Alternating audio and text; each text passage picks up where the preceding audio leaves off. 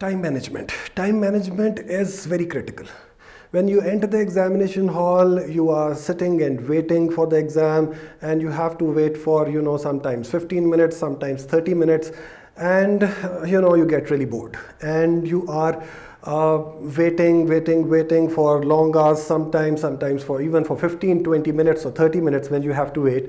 You can become really bored. And, the motivation level which was there before entering the examination hall, it's going to get a little deflated. So don't let it play on your mind. Don't become demotivated because you have to wait for a longer period of time. You have to wait, and you have to again, obviously, pray in your own versions of things, whatever makes you feel good. If you want to pray, or if you want to close your eyes, or if you want to do backward counting or anything like that, that is something which is going to help you. But time management, once the paper starts, it is going to be done only properly if you are highly motivated. So keep yourself motivated when the exam is starting. Okay, so the exam has started now. Read the instructions carefully. It's very important. On the first page, they always tend to give you instructions where they tell you how much time is to be attributed to how many questions.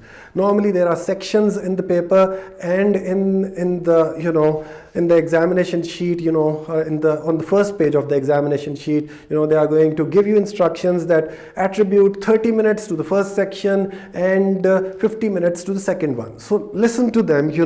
They are the ones who are giving you instructions. They are your examiners. They are the ones who are going to check your exam, and they know how much time is to be given to which particular topic or which particular section. So listen to them.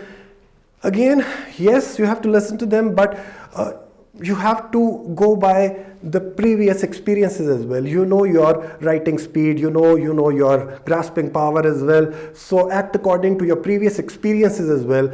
You cannot only rely on the instructions given on the question paper. You have to go by your previous experiences as well, because for different people, different things work differently. So obviously the practice which you have done before going to the examination hall is going to go a long way in doing the time management properly as well. Thank you very much. I'll see you in the next clip.